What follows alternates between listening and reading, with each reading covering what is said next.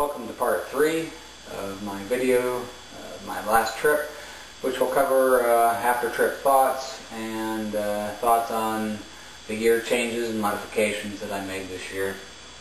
The first one would be that since I only get to do this once a year, major trip like this, that I need to take it easier on the first few days to build up the muscles and legs and knees. It's almost been a week after the trip now, and my left knee is still bothering me.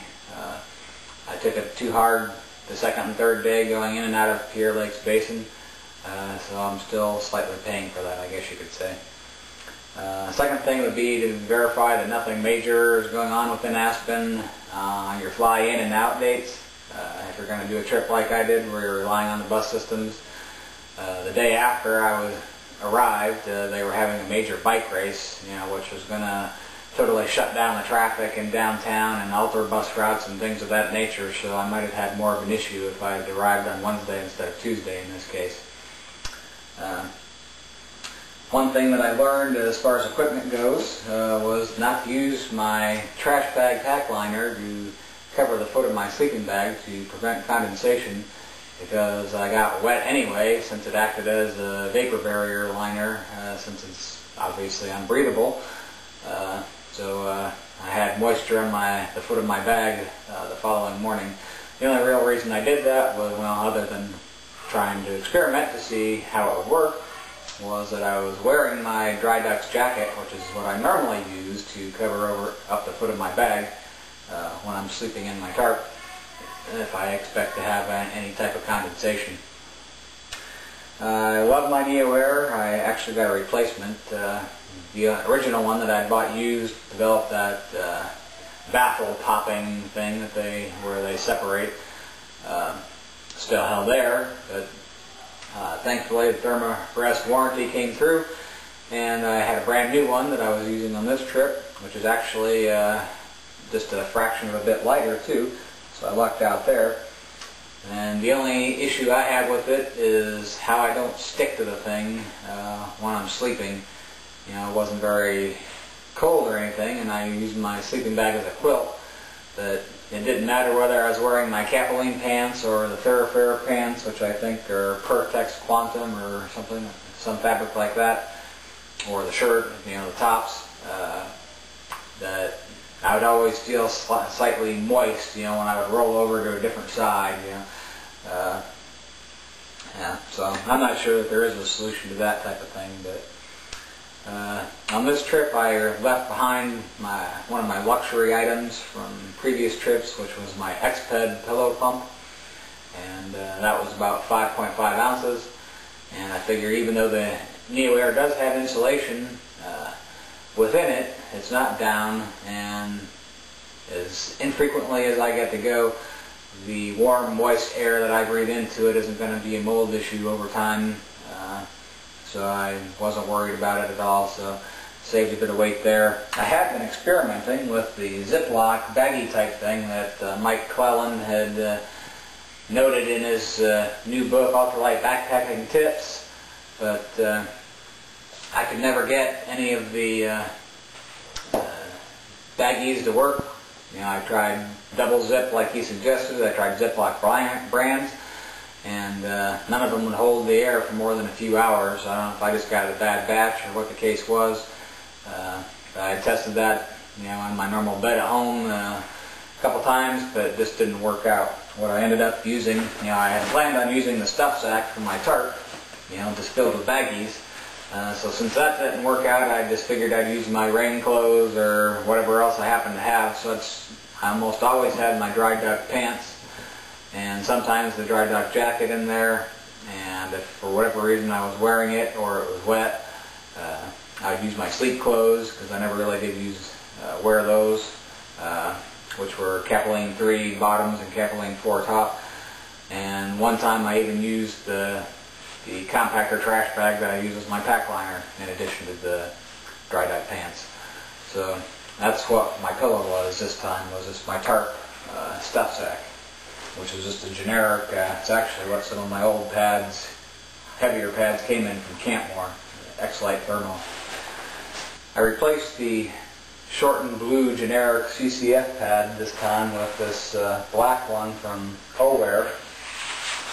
It's an R1 or close enough to it, but only 3/16 of an inch thick, I believe. So very good insulation value per thickness.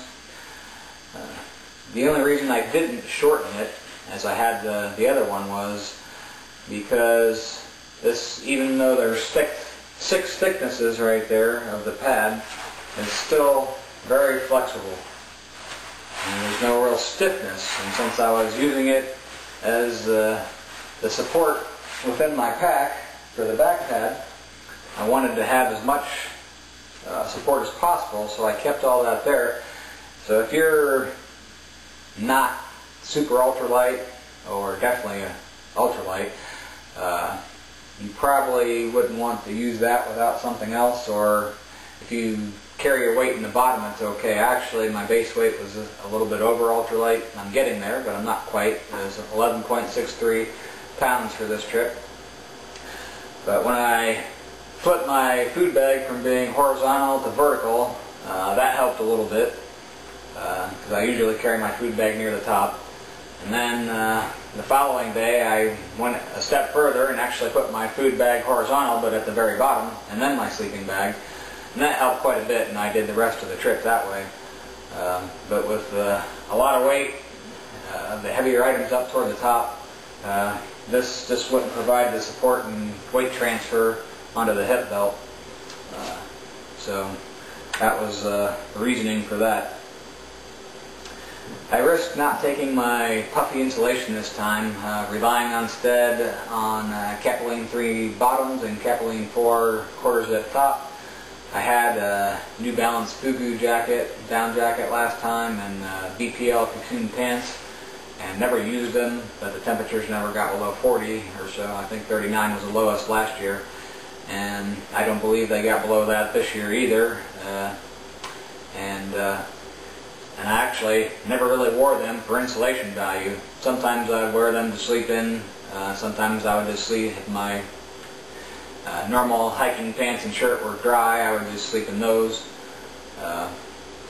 So I did fare pretty well. But if for some reason the temperature had dropped down to 20 degrees, like it's possible at least, I think I still would have been okay either putting everything on and hiking, having my BPL thoroughfare pants and shirt and the Capilene 3 and 4 bottoms and top and my dry ducks. I think I would have been warm enough even if it was 20 degrees, if I was hiking.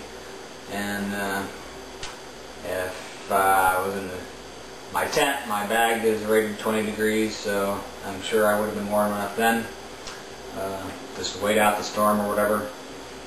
But that's the risk you take, I guess, and fortunately I didn't have to deal with that kind of weather or choices.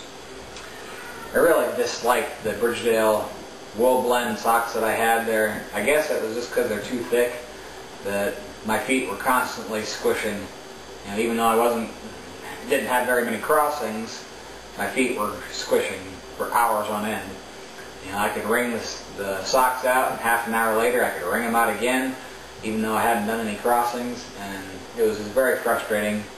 I had a pair of Ingenie wool blend socks last year, but I'd finally worn a hole in the heel of those, and I don't recall ever having that type of problem with them. And they'd stay damp, but they wouldn't be to the point of where you could actually feel the water squishing between your toes. So I was closer to getting blisters this time than I ever have been. And I actually did get one, a small one, that was partially due to a rock that got in my shoes. Small rock. Had a BPL thoroughfare shirt this time that I bought from another member, and it worked out great. I love the pants. They're extremely light, very durable, dry very quick, except where your socks might touch them. So if you wear long socks, that part of the pants stays damp for a while. But these perform just the same way. My only issue was that, and it might be pure coincidence, was that my left nipple got irritated And so I don't know if it's because of the shirt, because there's nothing on the inside of where the pocket is. You know, it's just normal stitching, you know, for the pocket. I did happen to carry my clip-on sunglasses in that pocket when I wasn't wearing them, like I had with the Rail Rider Adventure shirt that I had been using before. So it's possible it could have been in a slightly different location that might have caused some irritation, but my guess is it's pure coincidence. But that was the only thing I noted with the shirt that I didn't like. Other than that, it worked out great. I was not happy with the fact that my Innovate insoles have been falling apart. This is the worst section right here. I mean, the black Vibram is coming away in several locations from the bottom of the sole, but whatever you call this white portion here is also, I don't know if you can see it very well in the video, but I mean it's separated pretty well, you know, and at least in this section here. And I have less than 200 miles on the shoes. You know, I can't imagine that I'm rougher on my shoes than anybody else, and I would have thought that they would have lasted at least a few hundred miles. And I know some people have suggested, you know, that maybe just super glue them back together, but when you're out there and they're already wet and dirty, super glue is not going to do anything. You know, I can kind of patch them now that I'm home here, you know, clean them up and dry them out, but do other people have this issue with Innovate or other brands? Yeah, I like the shoes. Other than that, they're great shoes, but I'm just kind of disappointed in the performance of how the soles are sort of falling apart there. Another one of Mike Quellen's tips in his ultralight backpacking tips book was using gel inserts to help your feet with high mileage days. And while I don't do high mileage days, my feet were definitely tired. You know, last year after doing 12-15 miles in the rocks of the Wind Rivers. So I thought, oh, I'll give it a try and see how it works. So I actually alternated. I'd wear one gel insole and one of the normal standard Innovate insoles in the other foot, and swap them back and forth a couple times, and honestly I could not tell any difference. You know, my feet didn't feel any more tired this year than, I mean, actually I felt pretty good feet-wise. It was my knees that were giving me the trouble. But I did notice after a couple days the cloth top portion of these started delaminating, and I don't know that you necessarily need the cloth top portion here. And it's possible that Mike could have used these are just the generic gel insoles. They also have a work version and a sport version, so those might be tougher or thicker or more cushiony or whatever, but these are more than twice as heavy as the Innovate insoles, at least, so I don't see any need to use them again. You know, they didn't provide any benefit to me that I could tell, other than the fact that these did not hold any water really when you went across the crossing, versus the foam inserts, even though it's closed cell, of the Innovate shoes. So I did make a lighter windscreen this year, just out of the bottom of like a tin foil pan instead of aluminum flashing, so that was a lot lighter than what I did have. I noticed, might not see it on the video, but I still use a Baskin-Robbins plastic spoon, but because it's the toughest one of any of the long spoons that I've been able to find anywhere. But it's still cracked, even though I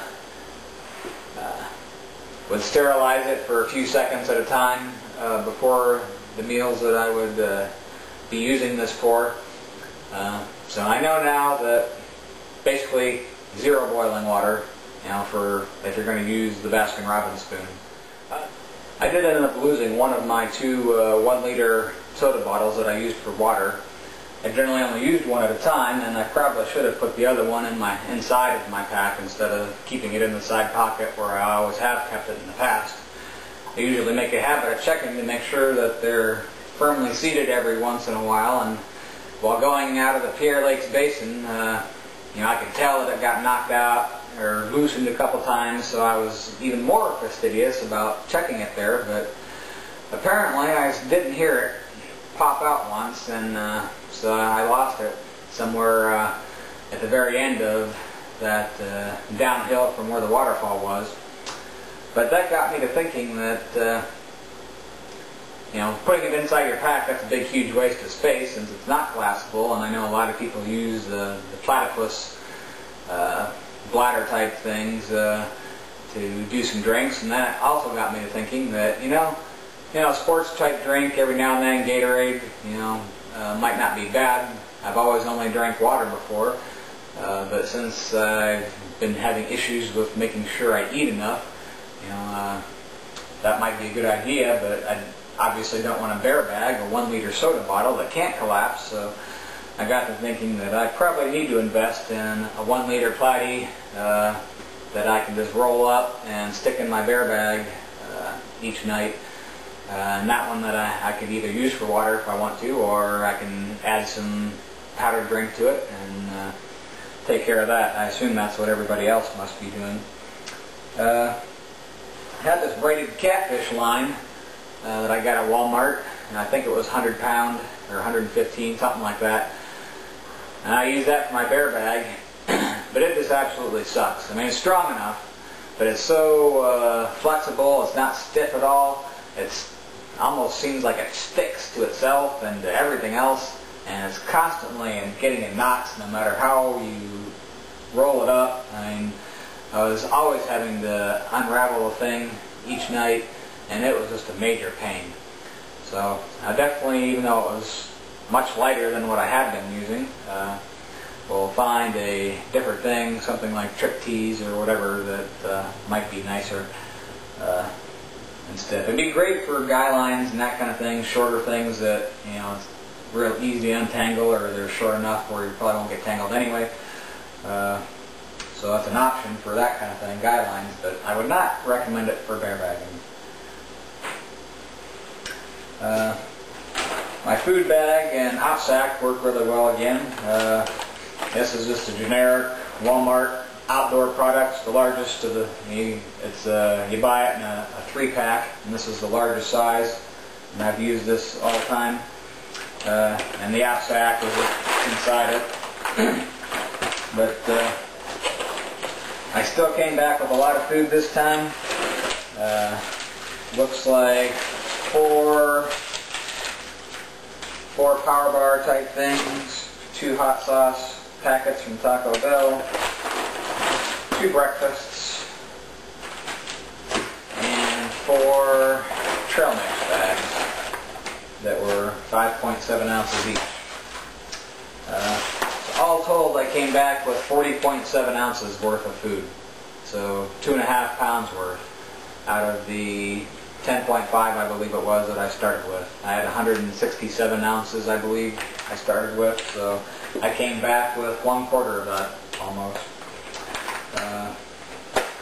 So I definitely need to work on my portions. I have experimented just with the taste before, but not portion size, so I was just using what I found and have some of the ones that were 2-serving things, but they're still too big for me.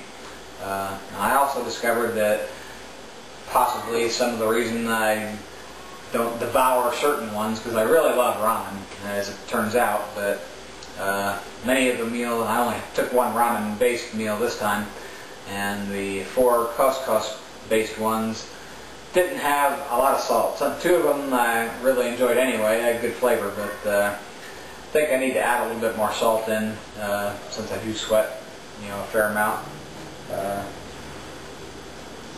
And then, let's see.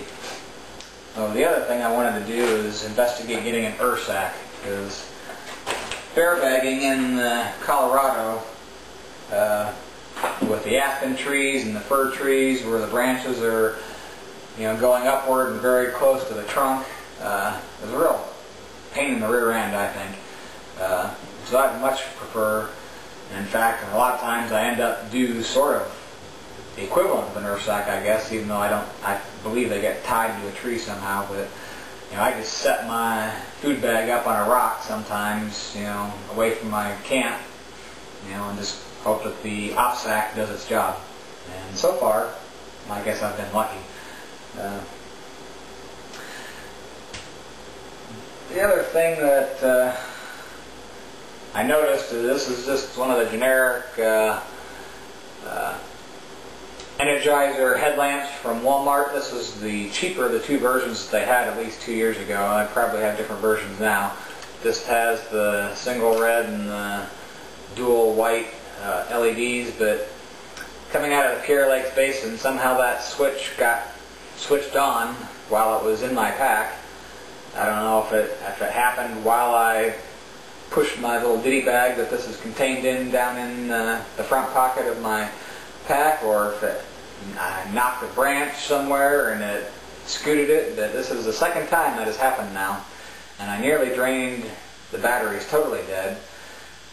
I was fortunate because the hunter that gave me the ride to that Copper Creek trailhead also gave me some brand new AAA batteries that he had just bought the day before as his backup. So I was blessed multiple ways by him, but I was very disappointed that the switch is very easy to move. I mean, you wouldn't think it's that easy to move. It takes a bit of force to move it, but the off position is very, I don't know, loose. So I'd like to find another headlamp that was one lighter than this, because it's about 2.9 ounces, I think, or very close to 3. And I definitely want red, and I definitely want white. So if you know of a good headlamp that has red and white and is lighter than 3 ounces and doesn't have a switch that you can easily turn on or off by accident, that would be great. Talk about first aid kit. Pretty much no change there, though I did add a bunch of stuff without gaining much weight. I took some things out. Added a few cotton balls that with my chapstick I could turn into some fire starting material if necessary, or these would just help with any bleeding wounds that would need some pressure applied to. And then let's see, I have added some super glue just in case. I added some floss and some almost like fishing line. My wife uses it for her quilts, some clear plastic, I forgot what she called it, but thin stuff that is nylon, so I can sew things together. 2 needles poked into a little thing of thread. That was another one of the tips that were in the ultralight backpacking books, and tweezers. Those have always been there, but I think that was all that I added, and 2 other safety pins. But other than that, it's just a couple of gauze pads, usually some of the big waterproof bandages, and I had 2 smaller bandages, I believe, this time. I'm disappointed with the current version of the waterproof Band-Aid bandages, because they don't really stick very well, at least with the socks that I had this time, those Bridgedale socks. I don't know why that would make a difference, but I had pre-taped both of my heels since I'd had issues with blisters there in my previous 2 major trips, so I figured I'd be preventative this time. And I used 2 sets of those, and they would not last for more than 2 days. Where previously they used to be made out of like a clear plastic and seemed to stick for 4 or 5 days easy. Now they're made out of that their normal beige colored material and only lasted a couple days, so I wasn't too happy about that. The other thing that I had included in my first aid bag, at least, were 2 of those little vegetable bags that you get at your normal grocery store to stick the vegetables and fruits in. And those were going to be a multi-purpose thing, either for like vapor barriers for your feet or for your hands, or to use as gloves instead of normal latex gloves if you had to deal with, you know, someone bleeding and you were concerned about getting their blood. I did end up using them for my feet, but discovered that they weren't tough enough. Because I was having such issues with those Bridgedale socks, you know, I tried putting on a dry pair and then those bags and then sticking it in my shoes so my feet would stay drier to help prevent blisters, but they didn't even last half an hour. I've been told or read a couple times that the Subway plastic bags are a little tougher, so I might try to pick up those next time and see how they work. And about the only other thing I did was repackage my toothpaste. You know, even the little travel-sized tubes, pretty heavy. So I just had a little Ziploc that I squirted some in. Some people have been making little dots out of their toothpaste. You know, they roll out kind of a log of toothpaste and let it dry for several days, and then cut it up and then chew it in the field.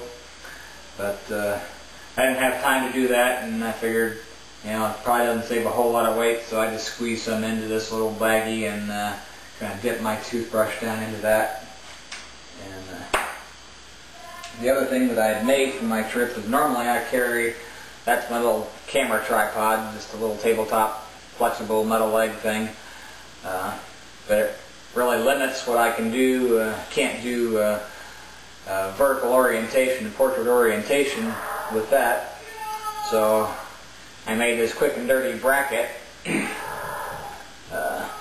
that would screw onto that, and then this thumb screw would screw into there, you know, into the camera, so then I can orient my camera that way. It's way over-engineered, because that's all the machine shop at my alma mater had. So it's just a piece of aluminum. I'd wanted plastic, but this is what they had, and it was very quick and dirty. I'd made this like 2 days before my trip. You know, drilled a bunch of holes in it to try to save some weight, but it's what I came up with. And the only other thing that was on my, that was not on my gear list that I took was this little key for a padlock that I used at the recreation center. So that was probably 1/10 of an ounce, I guess. I didn't actually weigh it, but yes, I could have used combination lock, so I didn't have to have a key at all. But that would require me, 1, to remember the combination, and 2, to go buy one, because I didn't happen to have one. I had this lock, so it worked out very well, so I just carried that key with me. Then the last thing was that I did fly with my trekking poles this time. I have just the generic flick locks from Walmart, because they're very cheap, and they aren't very light, but I like them a lot. They worked out very well. So I had separated them down into their sections. Totally took them apart into 3 separate sections. So I had 6 pieces, and I stuck them in the back pad of my pack there. And at least going out of Indianapolis, they didn't even stop me at all. And I was like shocked, you know, that they didn't want to look at anything in my pack. You know, because I got like a gazillion tent stakes, or it seems that way. You know, 6 of the Y stakes and 1 big shepherd's hook, and then I think 9 homemade tiny shepherd hooks that are like 8 inches long and are definitely pointy. But they never questioned the tent stakes, either trip that I've done with those. But yeah, they didn't say a word about it. In Aspen, coming back, you know, they actually did, you know, look at my ski poles, is what they called them, you know, and took them out. She looked at the tips and said, "Yeah, they're borderline. Just don't take them out on the plane." Okay. So I was able to fly in and out of Indy to Aspen and back with my trekking poles this time. So I was happy about that. And no, I did not take a little pocket knife. I only took a little small pair of scissors. But that made the trip, you know, so I didn't have to check anything. You know, I carried everything on, so I didn't have to deal with baggage or anything like that. And even on the little puddle jumper flight from Denver to Aspen, you know, I didn't check the bag there either, because my backpack would still fit underneath the seat. It was tight, but it would fit. The overhead bins weren't big enough for it. But those are my thoughts from Maroon Snowmass Wilderness of August 2011, and the changes that I made this year. Hopefully you gained something from that, and if you have any questions, feel free to contact me.